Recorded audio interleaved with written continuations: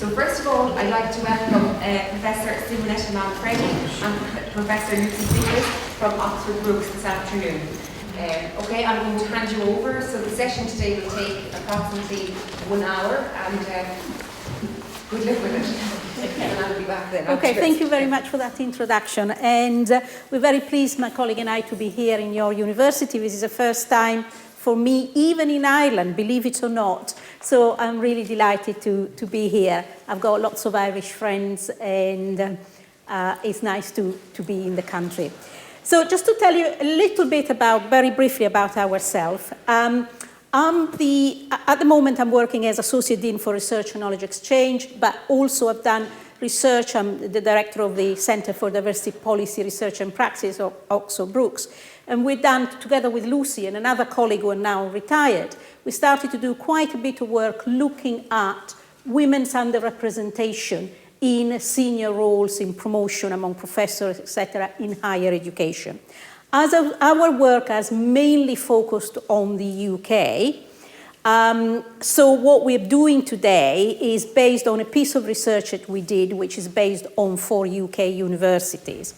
I also like to make clear that what we are doing here, this is a presentation that we did in other universities as well, is more of general. You know, we're trying to draw on the findings from this research and other work that we have done, trying to see what can we learn in terms about making good promotion applications. We are not relating back to your university promotion schemes. We are not doing that. And if you have any query about that scheme, I think that one of your colleagues will tell you where to direct them. So it's a general type of presentation. The first things that I also like, and also Lucy sits on our university promotion committee. So she has got quite a lot of experience. We have 3 strands at Oxford Brookes: promotion to a principal lecturer, which is more teaching and learning, student experience focused, reader, which is more research type of career focused, and then from there people can progress further to professor. So what we're doing is, I'll do more the presentation type of, present some of the findings, the things that we collected, and then Lucy has got a case study for you to look at, and then that hopefully will generate some conversation, questions, etc. But at any point, please feel free to make comments or ask questions if you wish. The first thing that I would like to point out is this. In a sense, I wish that we were not here, because here we are, 2017, and we still have, not just here, but in the whole of the UK, and indeed in the whole of Europe, and in fact some European universities are much worse than, for example, the UK, this issue that women, although they represent quite a high proportion of academics, in the UK the proportion of female academics is 45%, but when you go and look at the number of professors in the UK is 20%. And then the vice-chancellor, female vice-chancellors or principals, 20%. So at some point, something is happening that women are not progressing through. And maybe this is not just unique to education. Lately, I did some work looking at women on company boards, women chief executives in the corporate sectors. And you can see there the same pattern. The women come into these organizations, and then it seems to get stuck at the middle level, and they don't progress any further. So we still have this issue, but hopefully, eventually we'll get there. And I mean, there is much more awareness. There are many more schemes like Athena Swan that we're using a lot in the UK, for example, which are certainly raising awareness about these issues. And also, some of the issues that perhaps somehow act as a little bit of a barrier to women's career, they can be equally a barrier to men careers as well. Recently, I did a piece of work as part of the Athena Swan with the Social Sciences Division at the University of Oxford. And men too were talking about childcare issues, about flexible working issues. And as we all live longer, we're more likely to be, there will be more of us in this so-called sandwich generation, where some of us have got both kids that are still at home, we're still fully responsible for, and also elderly parents as well. But what I'm going to focus today is, first of all, some research that we looked at where we interviewed women and men who are being successfully managed to get into senior, being promoted, to try to understand what are the things that maybe hold women back. So this is what I said, what we are going to do, a little bit about gender difference in research careers, and then focusing on how to present the achievements. This is something that comes over and over again. I just cited there some older research, but I did some more recent one. We have exactly the same picture, and it's always the same. That seems that women seems to be, even the women themselves who have been very successful, if they look back at their careers, often they say, I needed to be asked, I needed to be encouraged. So there seems to be this difference that is mentioned by people. You can say it's anecdotal, but people keep mentioning, and also the so-called decision makers, those who are responsible for making decisions about promotions, they see a similar pattern. So sometimes very simple things like some encouragement through mentors, through a head of departments, of people about thinking of applying, or through an assessment process. I don't know whether you have an appraisal process. I know that, for example, in Lucy department, you have a system, don't you, whereby you look at how far people are from the next career step. You know, you're trying to make a judgment and then advise colleagues how far they are, what else they should be doing, where they should be focusing in order to make that step. But the good news is that when women apply, they're more likely to be promoted than men, often, because they're much more rigorous in the way they actually address the criteria. So that's maybe sometimes are a little bit reticent in putting themselves forward, because they want, in the words of one so-called decision maker, they want to tick all the boxes. But because they are more rigorous in assessing themselves, then they can get better results. So we did this piece of research which looked at where we interviewed 23, let's call them decision makers. These were actually senior academics, male and females, who sit on promotion panels in 4 UK universities. And these were some of the things that they said about, the focus here was on the research, which is possibly the most sometimes controversial area of assessment, which could lend to itself to a degree of interpretation. And what are some of the things that they had to say? Well, it's obvious that publications are important, the quality of publications. But then one of the things that often you hear, there are a lot of myth about it, is the number. You get people, I get colleagues all the time, to become a reader you need so many, Well, it depends on the subject area, because it depends on the conventions in a particular discipline. Some disciplines put a lot of weight on, they expect monographs, and monographs take quite a long time to produce. Other disciplines, perhaps, there is much more a convention of writing lots of papers with lots of co-authors, so that takes, you would expect many more papers there. So there are different conventions, there are different, and also the quality, you can have loads of papers. For example, in the UK, we use as an assessment 1 star, 2 stars, 3 stars, and 4 stars. And now what it really counts for us in terms of getting through the national assessment is 3 and 4 stars, and it takes much more harder to write papers at that level. So there isn't a magic number of papers. This is the things, and sometimes people get. The reason I mention this is because colleagues get so. There are all these myths going around the departments, don't you find, of how many, when actually you need to think about the quality, you need to think about the conventions in your particular subject area.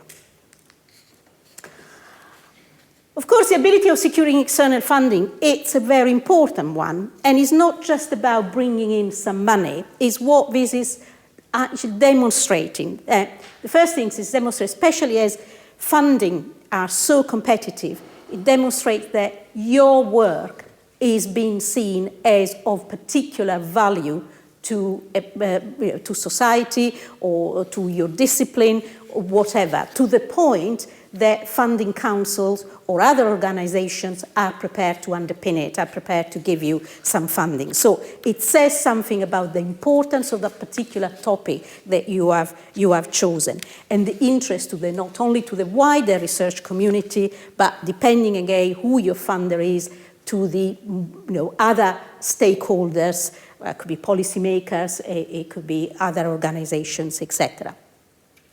And also it helps to give some kind of articulations, it shows where you are going in terms of your future directions. But there is another dimension that the decision makers see it as very important. As you get promoted, then an important role that people will be expected to play is that of mentoring other colleagues, especially helping the early career researchers. So unless you have gone through that process of applying for the findings, process which also require quite a lot of resilience, because as you all know, it's really tough, it's really competitive. You might not get it, so you have to keep going. You might have to think about ways of changing perhaps some of your ideas in order to fit what the research council are looking for, what kind of subject areas are particularly interested in. So you will need to be in a position to help others to do all that. That's why it's also so important in terms of having a way, if a list you can't do, if the funding is difficult, because it depends also on the subject areas, having a way to be able to demonstrate that kind of leadership capacities to be able to help other colleagues. The contribution to the university, now this is an interesting one, because some people, some colleagues would say, for example, in our institution, wouldn't they, oh, it doesn't count anything, it's all about research. We have got, do we call it citizenship? I think we got some criteria there, yeah, which is about, are you a good citizen? What are you doing for the university as such? Are you, what is your contribution to the overall institution? Which could be through, I don't know, chairing a university-wide committee, or participating to a university-wide committee, or taking part in a particular initiative, etc. So that is also very, all of them felt that it was a really important dimension. Perhaps sometimes colleagues don't think in their mind that that is particularly important, but it is. In addition to that, of course, if we're talking about the research, again, that ability, could be you leading a research group, you're leading a research center, that's ability, but again, it depends on the discipline, because in some disciplines, humanities, for example, you may be doing quite a lot of work by yourself, but it's about giving a sense of, if you're doing work by yourself, is how important is your work? Are you putting your university on the map for being, the expert, I don't know, on Irish history or something. So there is this clear indication of, what is your contribution to the university? How good citizens are you to the university? That's what they felt that it was important and they valued. What also came out of these interviews was the value about the some personal qualities. A passion about, how do you communicate your passion about the subject? How do you communicate? It's also a sense of resilience.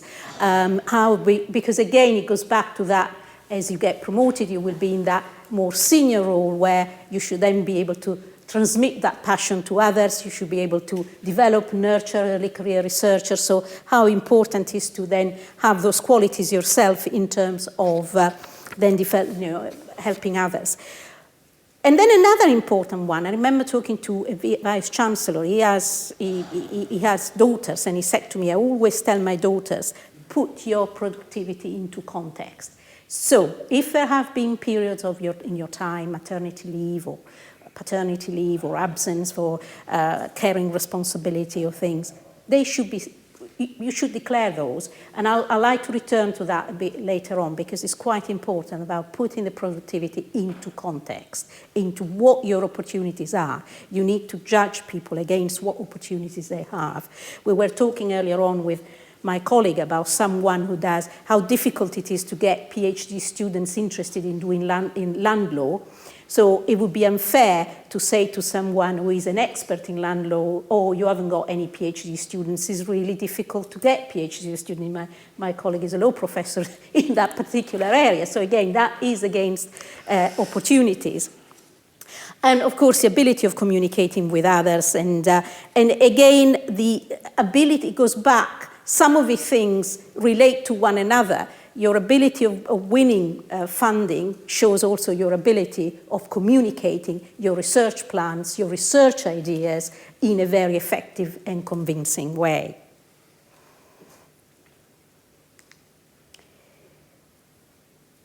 Now, apologies about the reference to the REF. You might be wondering, what is it? A REF is Research Excellence Exercise, and it's something that we do in the UK. All universities have to submit their research active staff. So apologies to that. I should have taken it out for this particular session, but I forgot. Then the personal reputation, of course, is really important in terms of having a presence in the field. Making a difference, advancing knowledge. What is your contribution to your subject area? In what way have you pushed the boundaries of knowledge? In what way have you created new knowledge in that particular area? Recently, I had to give feedback to some colleagues who unfortunately were not successful in their applications to readership. And one of the issue was that this person has done a little bit of she has changed the area. She has done some good publication in one area, some good publication in another area, and then another areas, which makes it really difficult, and I imagine for her, to claim that she's really made any difference to because she has worked in different subject areas, she has made any substantive contribution to the discipline. So being what a colleague of mine would say a generalist can come back in a sense to make it more difficult to gain promotion, because where is your contribution?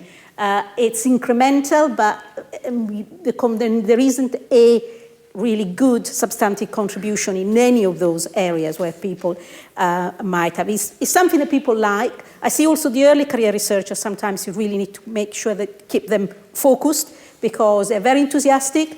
They like a lot of branch out in many different directions, but then you have to explain to them, choose your area, develop expertise in a particular area, so you can then show very clearly, this is where I'm making a difference, this is where I'm becoming an expert, rather than moving through different type of topics. Again, contribution to the university also in terms of managerial experiences, also managing things. And managing things, one doesn't have to be head of department, but for example, managing a project, an externally funded project, they can be quite complex, or managing an internal project. Finding those opportunities to develop some capacity of managing a project, seeing it from the beginning to the end, because again, someone in a promoted role might be expected to take on more responsibilities. Being able to develop that critical mass, and again, we already talked about the early career researchers. But there is also the staff, I found it interesting in those interviews, that the staff developer dimension came out. How much people wanted to see evidence, the decision maker, the person who was seeking promotion, would then be in a good position of developing others through their own experience. So it's not just, oh, you've done well, you're doing very well for yourself and you're going to get even better, but it's also, okay, you've done very well, you're now well equipped in terms of skills, expertise, you have a name for yourself, but now how are you going to put that back into the academic community? So that was seen as quite an important aspect in those. They wanted to see some evidence of that, as well as future research projects. Having networks, that is also quite important. Networks, again, you can demonstrate how well networked you are with your academic community, or with what we call the non-academic research users, people who could benefit from your work.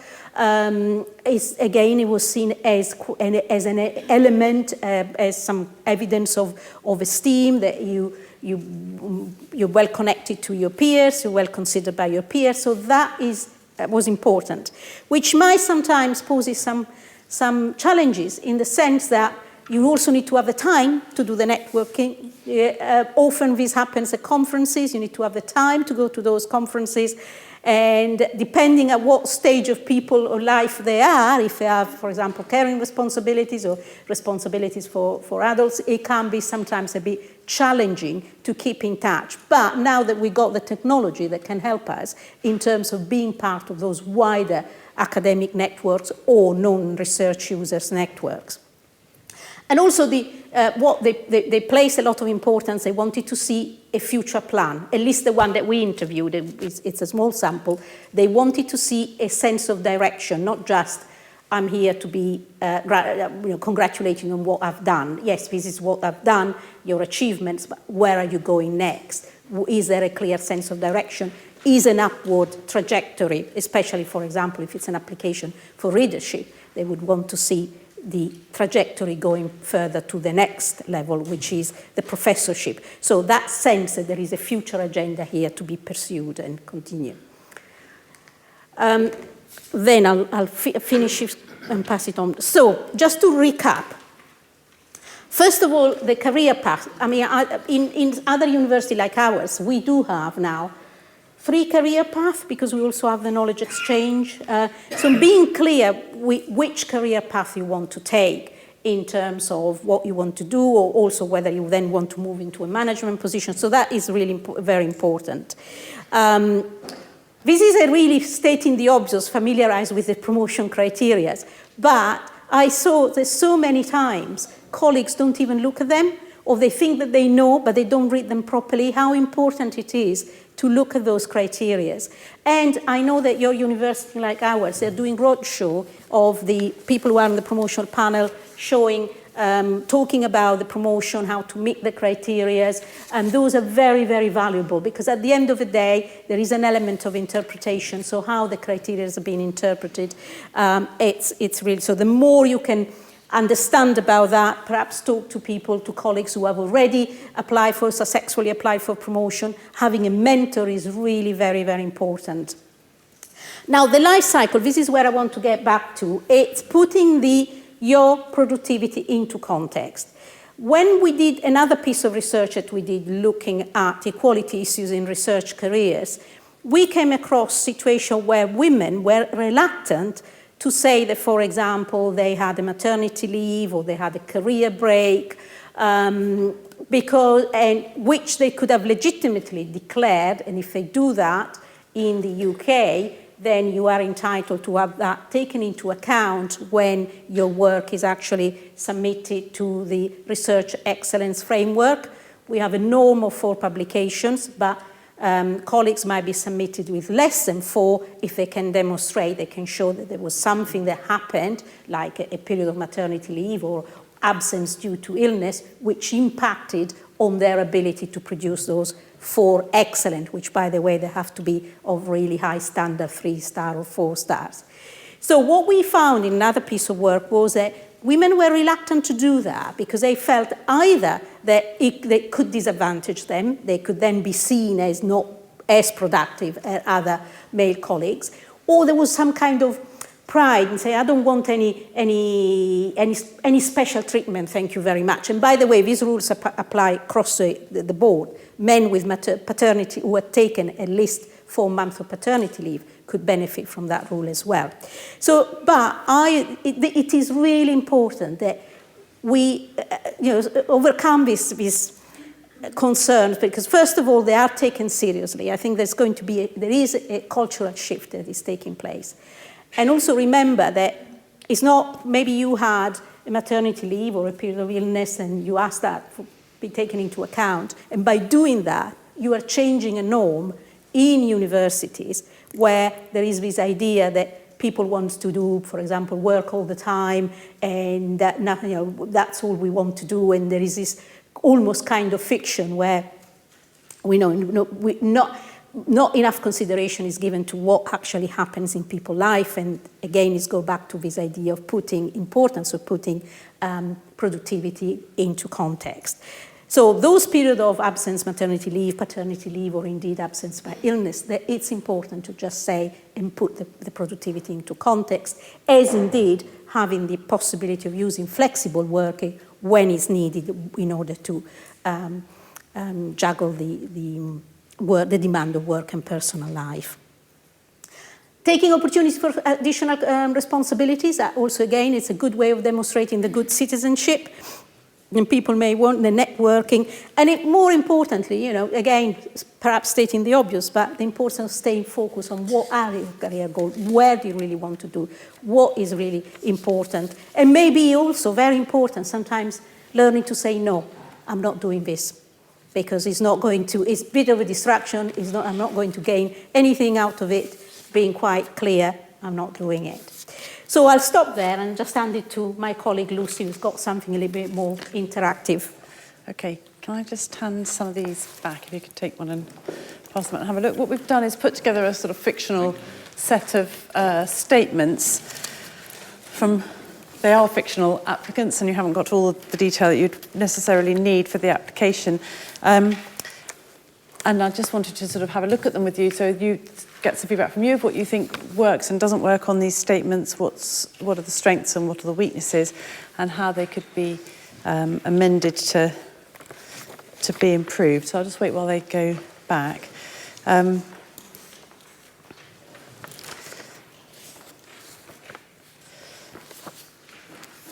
As I say, these are fairly generalised comments. They're not specific to your particular promotion scheme. They're just about how to often clarify and make much clearer what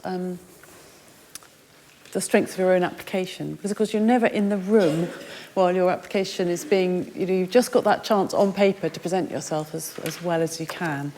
And the panel aren't really supposed to take into account other things they might know about you. They have to go by what the evidence you've given. So if you assume everybody knows something and they haven't told them in your application, then they're not going to be able to work on the basis of making assumptions about you.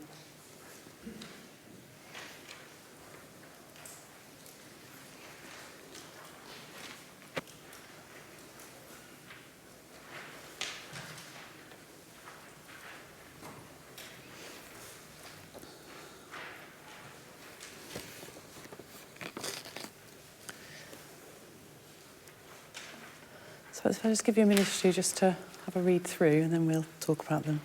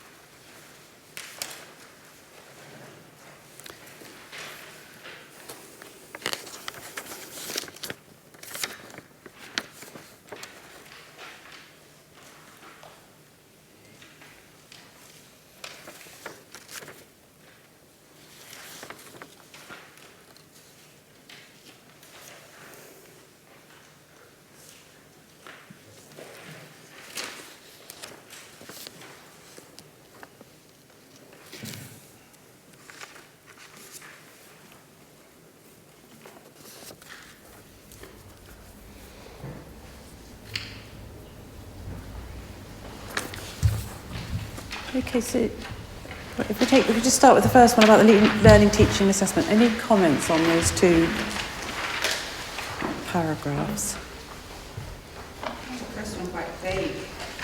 Would like some specifics. I think What exactly is that you've done? Yeah, I think exactly. So the first one sounds quite good, but actually it hasn't told you anything. If you're reading it, you don't know what was the innovative method you used. What did you do? Tell us. Just sometimes it can be quite brief, just a few sentences, just to give some context, give a bit more detail. It's very sometimes sort of easy to make these vague, or you think you know what you mean, and you haven't explained to other people about what you mean.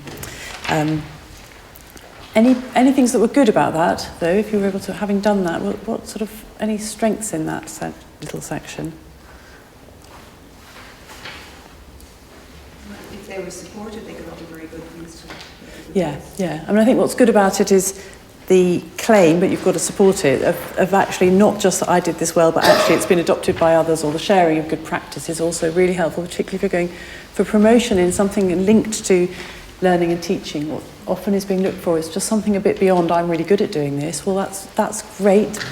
And of course we should all be trying to be really good at this, but actually some sort of engagement in developing good practice and being able to show that you've done that, you've helped other people, your ideas have been taken up, is really, really helpful. So I think being able to show not just being a good practitioner, but some engagement in sharing that good practice is helpful. Now, hopefully in a very well-functioning department, many of us would be able to have chances where we've done something innovative and shared with other people, and also used other people's innovations to develop our own practice. You'd hope there'd be a sort of virtuous circle going on in a department where ideas are being shared, so it doesn't have to be a totally sort of single-minded competition, this, in terms of, I'm only ever going to share my good practice if I can make everyone else do it, and I'm never listening to anyone else. But it's just being able to identify that I did this and I can see that it's been carried out in these other courses or something would be really helpful. What about the second one? Any comments about that one? Well, I think since the student feedback will be reviewed anyway, I wouldn't waste space on duplicating what's already in the evaluation forms. Because you're going to have a separate section, right, in your system. Okay, because I was thinking that it's quite good to be able to give evidence of what you're doing by using quotes, but if it's going to have a separate heading where that's used, then you wouldn't need to duplicate. Heading, but there will be independent student review. I think it's quite useful if you're using it as evidence, as an evidence base for, actually, the students really like what I'm doing. That one of the things that we know we need to be careful of with student evaluation is that, unfortunately, there is evidence that the student responses to our teaching can vary by gender. So there is some evidence that the students will be rate more favourably male staff, which is. So I think that as an institute, but institutions are generally aware of that now. It's becoming more accepted that actually we need to be very careful. You have just cherry pick this. This person's put this one comment in. Exactly. 99 comments in. Yeah, and that's why it's useful if it's looked at separately as well, because that is a danger too. And in a longer version of these sort of CVs, we're able to put in some sort of quotes of people saying, so this person's terribly clever, and you think that could be code for. They never communicate very well. No one understands what they're saying, but they're really clever, So actually picking quite carefully what you're using and making sure it's creating an evidence. This person also says that the students are giving outstanding feedback, but the feedback that they use to support that claim is actually quite prosaic. Teachers should develop the students' thinking skills and they should challenge them.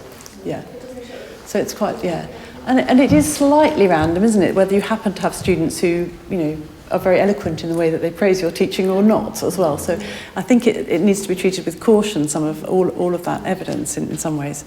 The other thing in that statement was that I put in as a result of a conversation with somebody was the phrase, I've clearly impacted the offer in my subject. Actually, that was almost meant to be a joke. I don't know what that means. So it was referring to somebody who had been sent as a letter of thanks for something they'd done, saying, thank you very much, you impacted the offer. And he was laughing, sort of going, a lovely letter of thanks, but I don't know what she thinks I did. What is an impact? So it's very easy sometimes to have words that just look great, because you go, oh yes, well done. And then you think, actually, if you start to think about that, what did that person actually mean by that?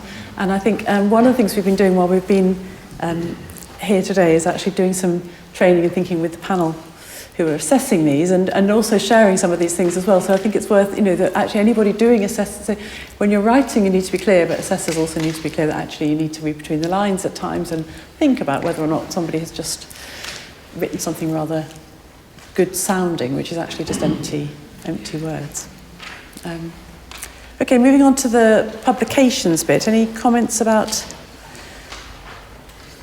these? Strengths or weaknesses? They're not all written as... Support for claims, but doesn't show a plan for the future. But this one would impress me because the person is actually giving examples of what they've done in the past. Yeah. But it's all past tense. It's all past tense. So this wouldn't be addressing the criteria of what next, but in terms of addressing what you've done, actually, if you can say, this is my, these are my citation rates, you can look up how many, if an article's been really well cited, you can usually find that out. Or even putting that in context as well can be really helpful. If you look at things like the H index and things like that, you can actually look and find what's normal in your subject, because there are some subjects where it's actually quite normal for it to be much lower than in others. So you just need to contextualise things. So you could end up with what actually is a really good score in law. I'm a lawyer, and their scores tend to be really low on that. So you do an H index, you do rubbish if you're being compared with a biologist, but actually it could be really good for law. So you need to tell the panel that, because they won't know. Why would they know that there's something odd about your discipline that means that it doesn't, so just if you have got something odd in your discipline that means that citation levels tend to be lower, then tell the panel, they won't know. Giving if your work's been reviewed, a quote from the review or a citation review or saying who's reviewed it is all really helpful as well. I was reading one recently where somebody said this was reviewed by, and they didn't tell me whether they reviewed it positively or negatively, and I must say I just thought maybe it was really negative. It was reviewed by somebody really famous, so it sounded really great because they'd name dropped the person, but the fact that they didn't say even a selective quote that said, they said it was excellent, and they missed out the bit that said, the references were excellent or excellent in parts. At least they could have tried to show me that it was a good review. But being able to give just a bit more than just here's the book is helpful.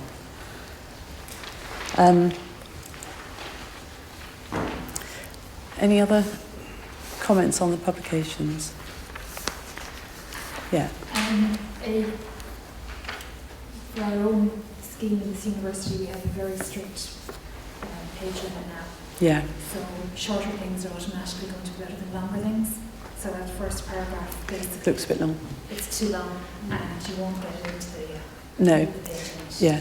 Especially if you're just writing generally about your work, you might be able to find a more succinct way of saying, as the later ones do, the book's reviewed by X, or even if it's in brackets, this number of citations, something. The more information you can get, the better, I guess. And I guess then it's a question of decision making by you about whether to, you might say there's a few really key publications that what you really want to show is these are my key publications and they really have put me on the map because they led to this, this and this. Oh, and I've got 25 other publications or whatever your number is.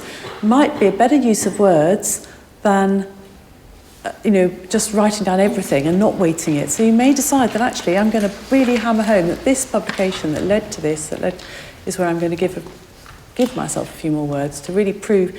Again, you're going to be needing to look at the criteria. What is it you're trying to prove? Do you have to prove numbers or quality or quantity? If it's a bit of both, you need to have a few words to explain the quality as well as maybe just focusing on the quantity. So you may end up saying, and X number of others. I'm not giving you all the detail for, but I'm going to make sure I nail that this is important. Yeah. Just one other comment. That hyperlink, I think we were instructed that we have to have. Right. Okay. Then read your own criteria and be guided by it. Right. Yeah. Thank you. Sorry about that. The last one there, where it says my research profile includes 18 refereed articles. I'm wondering what was the quality of these articles? Yeah. What kind of journals were they in? Yes. And again, I participation in a number of international. So you need much more, yeah. So being able to name them, and again, if you've got a few really high-profile ones, you want to say, such as these. that might be better than, and then maybe the rest is going to be, and 5 others or something. But I think it might be better to just, really trying to sell, put your best foot forward and explain yourself to a set of people, some of whom won't be from your discipline and may not know you. That it gives a much better flavour if you can pick on some key things. Research funding. Any?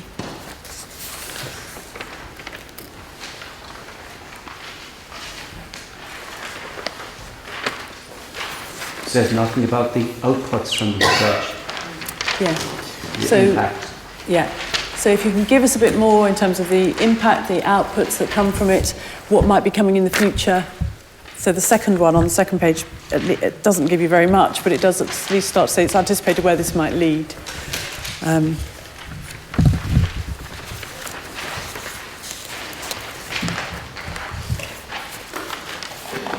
then the research profile.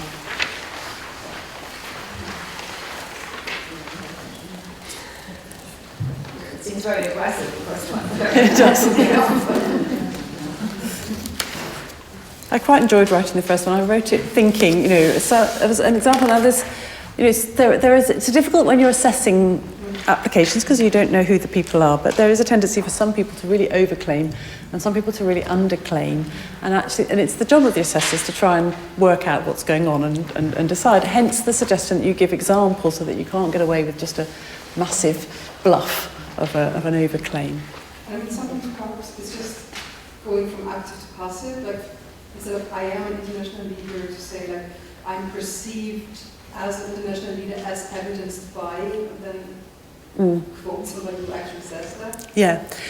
Well, I don't know. You see, one of the things I looked at when I wrote this was somebody who'd been very successful at getting a very senior promotion, and their application was just like this. And I just thought it almost, you don't need to make them like you. They might think you're a really pushy, self-important person. That doesn't matter. Actually, this individual was very, very direct. They were saying, I am really good. Not some people might like to think that I'm good. I'm the leader in my field. What I do is groundbreaking. This is what, and it was exactly like this with all the criteria that we used were in bold. Now I don't know if you're allowed to do the emboldening of it, but as an assessor, you felt like you were battered into submission almost. Just like what else can we do but to give this person this promotion? Of course we didn't get, we're a committee and we didn't get battered into submission, but it certainly helps you to start to tick the things off if somebody's absolutely laying it out that they've done this. Now clearly they've got to give some evidence because this was part of a general overview that they were saying of themselves, and behind that had to be the evidence in the rest of the CV. But being direct, addressing the criteria. If it says we want you to have done blah, you say, I have done blah. That actually being direct and being clear and being confident that you have done it and telling people you've done it really helps. Now, there are some things in there that are, you would want to know a little bit more, is being invited to chair the panel in that conference. Something where they're desperate to find a chair for panels in this conference and not really such a great accolade after all. So I think you would want some context there. But actually, although that one's it's irritating, isn't it, that first paragraph, because you don't want it to work because it's very pushy, but actually it could work. So being confident and assertive in the way that you write could be helpful. I'm not saying you should do, because it's your decision. I don't like doing it particularly, but sometimes if you're short on words, and it can be quite effective. But I don't know your system and I don't know how it would go down with the panels, and I'm not claiming to speak for your panel. And it can look a bit over the top and aggressive, but the odd bit of bold can be helpful. I've seen people put the amounts of grants in bold, for example, and the name of the grant holder. It's just, you've got the panel are going to read your application, but you're making it easy for the panel to see quite how wonderful you are. So I would say that it's not a bad thing. But if it really grates and you hate it, don't do it. You've got to be sort of true to yourself. And we might want to check with the panel if they take exception to the use of bold, But it certainly looks like a more assertive claim than the second one. Yeah. It's a question because there's kind of disjunction in many ways in terms of, on the one hand, the structures need to change to allow people's work to be made visible and to be articulated and to be heard. But then on the other hand, sometimes we're being encouraged to articulate and make ourselves visible in a way that would make many of us feel uncomfortable. So and that's not to say it's about men and women, or it's about gender, it's about class, or it's about ethnicity. But I am concerned that the difficulty, I can put my hand up, I think the difficulty is not moving it through. The difficulty is actually the structure. Yeah. And I'm talking particularly here at this university. And the difficulty I have, I mean, this is very useful and it's very supportive and it's very encouraging in some ways, but I am slightly discouraged by that in terms of that we need to shoehorn or present ourselves in a way that might be inauthentic. Well, that's why I was never going to say you've got to use bold, because if you don't want to use bold, then you don't use bold. The second one is meant to be showing that actually this person's done rather a lot, but they haven't sold themselves very well. So I worked with some colleagues. It's really nice to be collaborative. It's great to work with the colleagues. We drew on those things. This led to a special issue that they edited. They have at least said their role in it. Actually, being a member of the Irish Legal Academy, I don't think exists. That was meant to be made up. I had to Google to check if it exists, and it doesn't. And a member of that, maybe that you've done a bit more than just being the member. Maybe you've led on something or whatever, or just giving an idea for somebody who doesn't know about that. Is that the major legal academy, or is it? Is that the main one, or is that some sort of smaller group?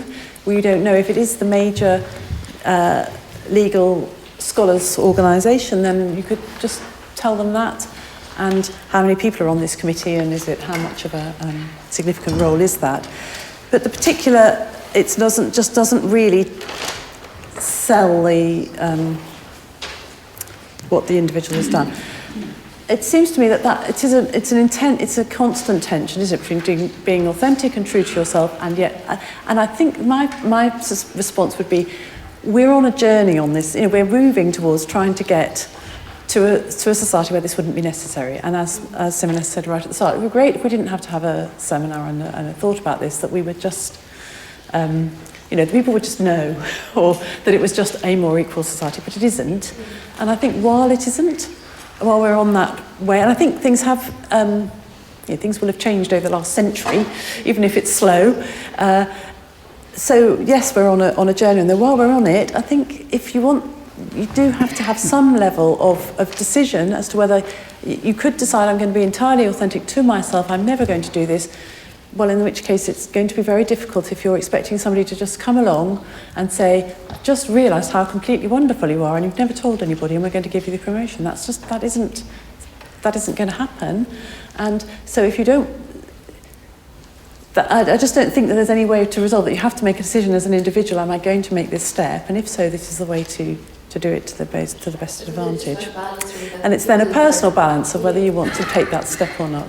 If you do want to take that step, I think there are some certain things that you can do in terms of really being very clear about what your evidence is, and articulating it as clearly as possible, remembering that you're not in the room, you've got this chance to put it there. Actually, what I've found when I've done these applications for myself, that I'm really not very good at doing the selling, and that's when a critical friend mentor is really helpful. So you write your thing saying, oh, with a bit of help from somebody, I participated a little bit in this little thing, and somebody else says, you can't write that. You've got to, that's not true. You took a leading role in that and you managed the process. You need to say, I led on this and I managed it, if you did it. And actually having somebody else, for me, it's been really helpful to have someone else look at it and say, you're underselling yourself. I know your work, it's better than that. You are allowed to say that. So I think sharing a draft with somebody, if you dare, and allowing them to say, well, look, you should do this. So I'm absolutely in that category of somebody who applied for promotion because somebody told me to, and why I didn't want to do it. Otherwise, I don't know. But there was something about being given permission to I know what it was. It was because if I didn't get it, I could think, well, I only did it because she told me to. So it was a self-defense mechanism, I have to say. I thought I might get turned down, and I didn't want to feel foolish. So by the fact that my manager had told me to apply for it, it was one of my objectives for the year, meant that I had to do it, and then it was successful. So actually, which is quite interesting, trying to reflect on what it was that stopped me doing it, and some of it was having somewhere to hide if I got turned down. So we can all do that as favours to each other. Tell each other to apply, and then you can blame each other if you don't get it. But that process then allowed me that I had to do it. That then starts the process of I need to show somebody the draft, and I had exactly that feedback, just saying you need to say the criteria are you're a leader and you're well known for your subject, and you have a reputation, international reputation for your work. Can't say that. Somebody says you've just got, yes you can, you have to make that statement. Let the panel be the judge. And I think, I think that in the end that's what you're going to need to do. So if you know you're liable to be reticent about making those claims, show it to somebody else who will maybe give you the confidence to actually make those claims. Because if you don't tailor what you're saying to the criteria, the panel will not be able to give you that promotion, because somebody else will, and so I guess it's personal choice as to whether you want to step into doing that process. And then the contribution to the school, university, and community. Any comments on that? It doesn't say what exactly you did, you're just Yeah, so I think the first one definitely needs to say what they did. That one actually, to me, is somebody massively underselling what they did. That's actually a really big thing to have done, or it would be in my institution, to do an entire, if you did lead on the revalidation of the course, that's a big contribution. And you would want to be able to say, I led the revalidation that took place in this date, and I led the team that did it.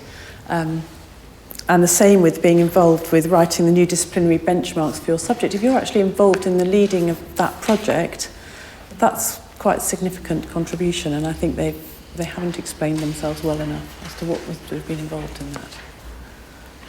I'm just wondering, when you were talking to the assessors, did the whole notion of leadership and leading come up? Because it seems to me that in that research profile, that leading is mentioned numerous times, and it's never really defined. I mean, how many leaders can you have on a project? I mean, obviously you've got a PI and so forth, but leader seems to be used very casually. Yeah, I think there are lots of different, we didn't discuss that actually in specifically, but it seems to me that there are lots of different ways we have exactly that problem in our institution, where we have people who are called the research lead and they're leading research. There's only one in each department. So how on earth has anyone else meant to show leadership? And I think that you should view that as a positive of being there are lots of ways of showing leadership actually, that you don't have to be necessarily the PI. You may have shown leadership by loads of different ways of leading on an element of something. So maybe you haven't led the whole research project, but you may have led the work of some of the PhD students, or you may have led a training sessions for PhD students more generally in your department, or you may have led on one aspect of a project, or you may have led on something teaching related rather than research related. And actually I suppose what you're wanting to be able to show is you're somebody who can take and run with something, is what you're really wanting to show, isn't it? Rather than that you're always a responder, passive to, or reactive. You want somebody who's that you want to be able to show that you would be able to be given a project and asked to take it on. And I think some of the time we can think through, some of the leadership may be shown in terms of leading on a course as well. So I think you can show leadership in a variety of ways. In a conference, for example, taking the initiative of organising a conference. Yeah. Sometimes you can create some leadership roles for yourself. You organise hosting a major international conference, or a series of seminars or symposia, or other initiatives which are more to do related to the teaching or the experience of the students. Yeah. The second, any comments on the last one?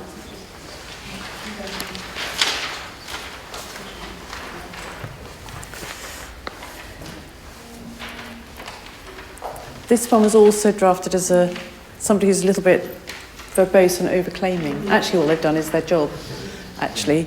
And I've again read things that say, I was delighted to be invited to participate in the annual review process for my programme. And my response to that in our institution is, you know what, that's a compulsory meeting and you should have been there. I mean, if you weren't there, you should have sent your apologies. What on earth do you mean I was invited to participate in the annual review of the programme? That's like saying I was invited to give a lecture on the course that I run, you know, or something. I mean, it's just, but interestingly, worth learning a lesson or two from these people, because there's a certain level of gall involved in saying, you know, I'm going to say that so that they were turned down, I have to say. We did see through that one as an assessment panel, but there are a little few other things in here that are also... Which role? Yeah, so just actually naming it is helpful. And then also, I've also seen that, you know, I was invited to they're showing their commitment to something by saying I was invited to participate in a focus group. That is good, but again, it's probably not really very much. That's what they meant. They pitched up for an hour and they're probably bribed with tea and biscuits to do it. You know, actually, that's a bit of an overclaim as well. And then the last sentence I wrote as a slight joke as anti some of the language that you see in these things, because actually I don't think that means anything. I've been involved in redeveloping the assessment strategy by the introduction of new assessment regimes across a number of strands within the current assessment framework is actually a load of nonsense. It doesn't mean anything. So maybe you need to explain a little bit. But it's also, as I said, a sort of duty on the panel looking at it, panel members to cut through sometimes the empty phrases that we can be tempted to use. The referees, I've given us two examples. I think you give referees for it, and just it was worth just a thought about thinking about who you give. And it was just something that we were discussing with the panel members as well, of whether you name the biggest name in your field. Just be careful if you do that, because they might be writing a reference and they may not know you if you're overclaiming again. But it's worth thinking a little bit about who you're asking. It can be a way of signalling your connectedness with your discipline. So I would say, you can feel a bit reluctant to ask people, but actually it's okay to ask. They may say no, but they probably won't. It's part of good citizenship in higher education, I'd say, that if somebody asked you for reference, you would usually say that you would. Yeah. Good questions. Yeah. Do you want to go? You go first.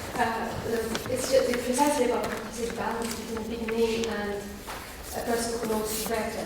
So it's not like I'm trying to be just a person I don't know, but what would be your advice? Is it better to look for somebody who maybe knows slightly less but is better known in the field, or is it better to have a person who is maybe not the best known person but knows you better? Well, I think you get, I'm going to dodge that one by saying I think you have more than one, don't you? You write down 2 or 3. So I would just say think about that. When we're doing our professorial ones, for example, it's really helpful we try to make sure that you have somebody if you're claiming international level of esteem, then can you think of anybody who's not just from your own institution who's going to vouch for that?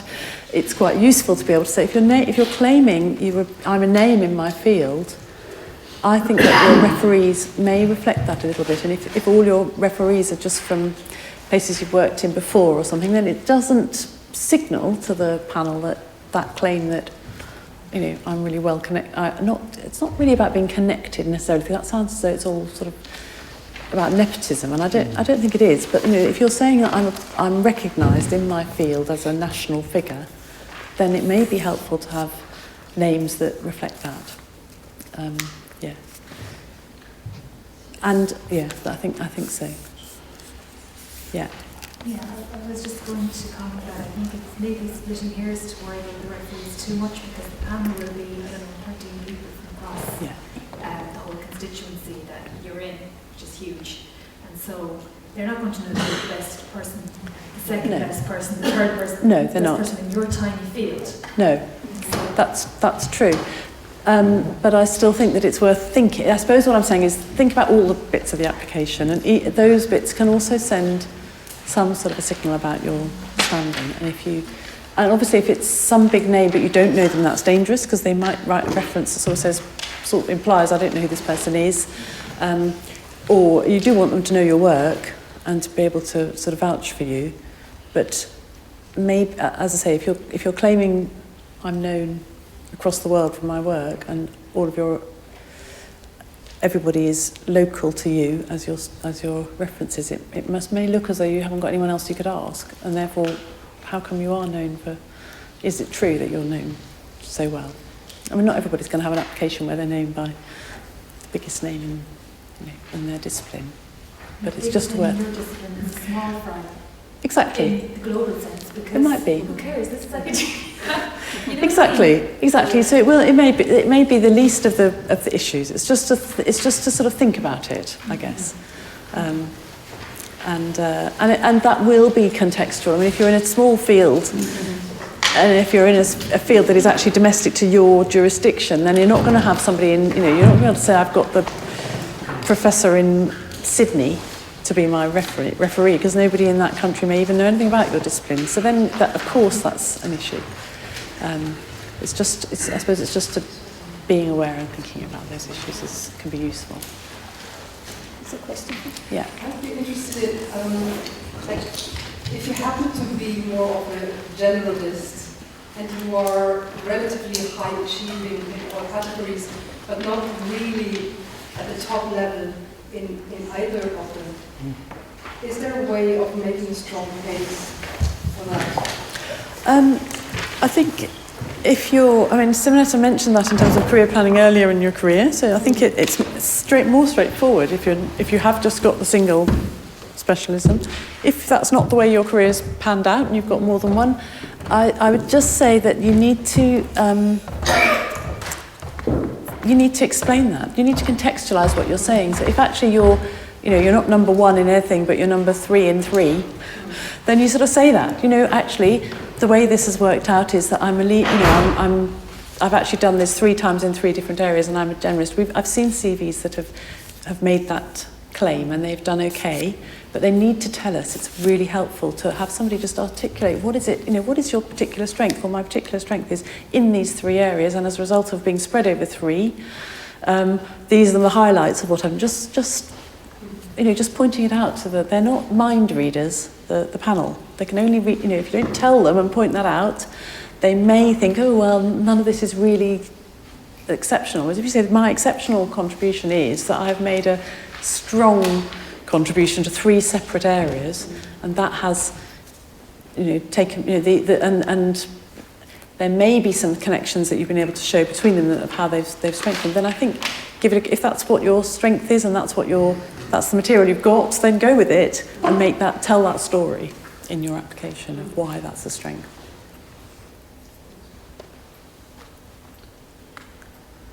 Any other questions?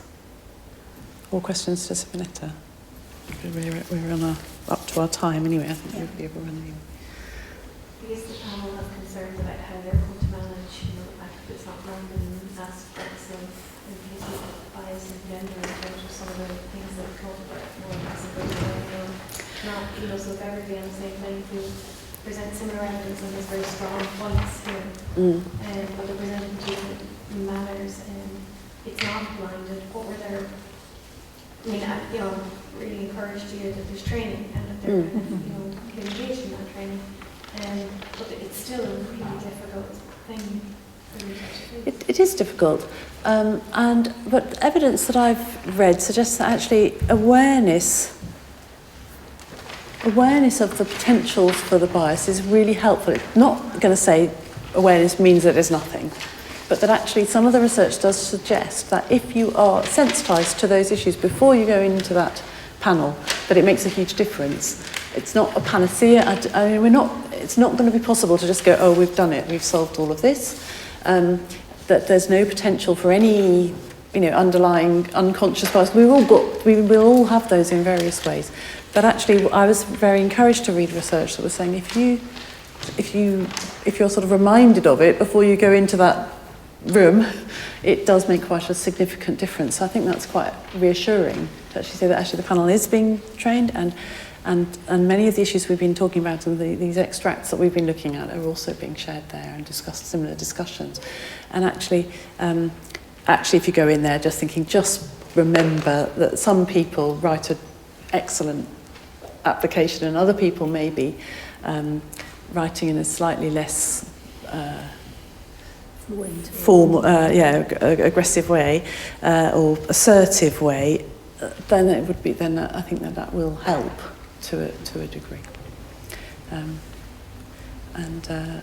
The only, I mean, if you do any other systems involve doing sort of pure metrics. So you just say, right, we don't write anything. We'll just tell us which. We'll just do Google Scholar, and we'll get your H index, and we'll get your citations level, and that's how we're going to measure research. And actually, that's what they keep sort of threatening they want to do in the UK. You know, how many times have you been cited? And as soon as you do that, you run into a huge number of other problems. Immediately, you get lots and lots of difficulties. You also get gender issues start to impact in there as well. Yeah. So, it's an attempt to do as best as possible, recognising it's an imperfect system. Actually, just following up on what you were saying there, I'm from law myself, and as you know, we don't really have metrics in the same way some other disciplines might have. And yet so much of the application is about showing research impact and so on. How might one go about showing research impact apart from the use of metrics? Well, one thing is to put the metrics in context. So things like X factors, H index things. I have found that in law they're low. So that actually being able to say, I got this index and it gave me a 2, which actually for my discipline is fantastic, even if in someone else it would be 10, can be helpful. So one thing is to try and, if you are using the metrics, to try and use them. One of the other things we find in law is that PhD student numbers are low. Because so few people in that discipline do a PhD that actually, again, it's helpful to say, if you've actually got a department with hardly any PhD students in it, it's not, then you may have done really well to get 2, even if in other disciplines you would be expected to have 30. So you need to contextualise it. I'm not sure they'd expect 30, but it's certainly in my discipline, then PhD student numbers are low in law because those who want to continue to study to do law tend to do it in other ways rather than necessarily doing PhD. So you need to, I think, contextualising it to a degree is helpful. In humanities, the phrase is used as parity esteem. So in terms of maybe review or how the work is cited or used afterwards as well, so that can take place of the kind of the more numerical. Yeah.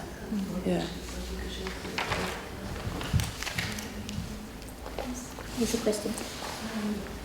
Can you tell us if, in your experience, panels have given credit for the number of times that someone has applied for funding? Does it look good if people always do attempts? I don't know for your institution. Yeah. Certainly for us, in our institution, we would probably want both. I mean, if you've got none and you haven't even tried, that's not going to be so good. You get some credit. You get some, yeah, no, we do. We do give credit. We do give credit for people for unsuccessful applicants. Yes, we do. What we don't often do is say, if the results are 0 funding, but you put in lots of applications, we would probably, in our institution, we would probably still sort of go, well, we'd really like it if you got some funding. Yeah. But certainly it's absolutely standard to see. I just sometimes, my heart sinks slightly when I see people who put in an application and they've got 10 funding applications for lots and lots and lots of money and nothing. And I just think, oh bother, wish they'd got something. And in some cases, it may be that if you've never got anything and you keep on applying to be a PI on a €5 million grant, you're not going to get it. So one might then think, actually, they're not listening probably to the advice that they've been given. But being able to say, I put in for this €2 million grant, say I got this grant for this amount, and then I got this grant, and then I put this 3 in that were unsuccessful, and then I got that one that was successful. I would say absolutely put in the unsuccessful. Because they take a lot of work. Especially if they're graded high. You sometimes get people saying, these were all graded, A star, but they didn't get funded. I'm interested to see that. Yeah, because there is also the situation where I've seen some colleagues say, I've tried, but although they were not successful, nonetheless, they managed on a highly prestigious funding opportunities to go into the second phase. So they were shortlisted, or they managed to go a second phase. And I suppose that is quite significant, isn't it? Yeah, it makes a difference between saying, I put a grant, it wasn't successful, and say, I put a grant to this prestigious funding body, it was not successful, but it was shortlisted, or it got so close if it was European. I would have thought that is an indication that the person is on a trajectory, if nothing else. Yes, yeah.